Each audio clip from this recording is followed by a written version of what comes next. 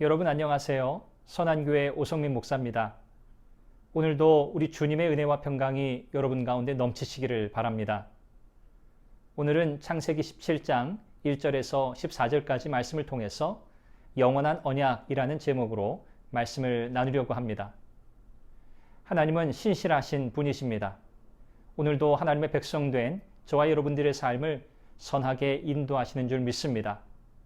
변하지 않는 하나님의 자비와 긍휼, 그 은혜, 그 사랑 의지하면서 오늘도 그 하나님의 약속을 믿고 믿음으로 나아가시기를 바랍니다. 인내하며 이 믿음의 길을 뚜벅뚜벅 걸어가는 여러분의 삶을 우리 주님께서 기뻐하시고 성령으로 충만하게 하실 줄 믿습니다. 6월 14일 말씀과 만남 시작합니다.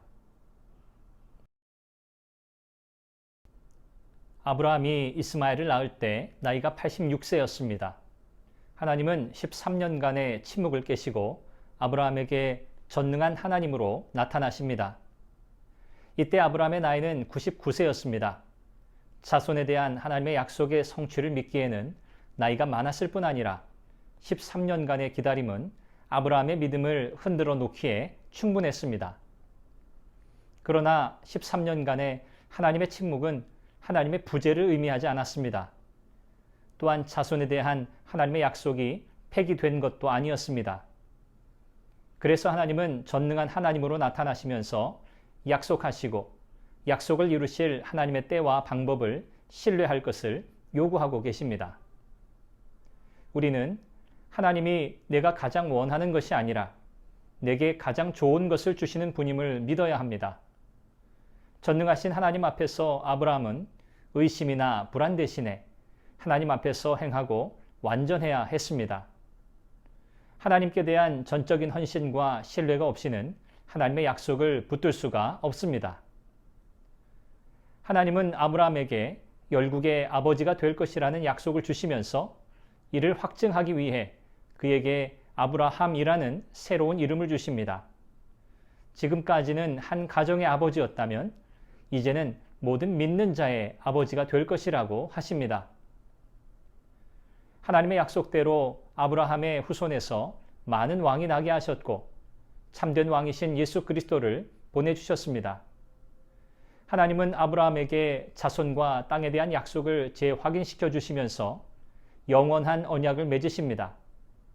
하나님이 영원히 아브라함과 후손의 하나님이 되셔서 약속의 땅을 영원한 기업으로 주시겠다고 약속하십니다.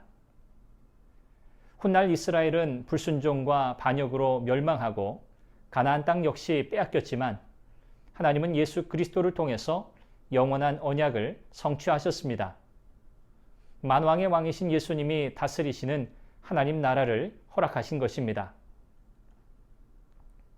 하나님은 약속을 반드시 이루실 것이라는 증표로 난지 8일 된 아이에게 할례를 행하도록 명령하십니다. 할례는 이스라엘 역사 속에서 하나님의 백성의 표시, 구별된 민족을 나타내는 표시, 이스라엘 민족의 일치를 상징하는 표시로 사용되었습니다. 그러나 하나님이 정말로 원하시는 것은 외적 할례가 아니라 마음의 할례였음을 기억해야 합니다. 13년 만에 아브라함에게 나타나신 하나님은 하나님의 약속과 그 약속을 이루시는 전능하시고 신실하신 하나님이심을 확인시키시려고 아브라함의 이름을 바꾸어 주시고 할례를 언약의 표시로 주셨습니다. 하나님의 전능하심과 약속에 대한 믿음이 없이는 신앙의 삶을 살아갈 수 없습니다.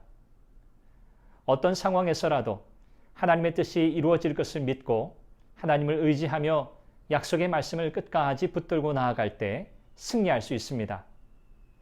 긴 침묵 속에서도 약속을 믿으며 구별된 하나님의 백성답게 하나님을 신뢰하며 나아가시기 바랍니다.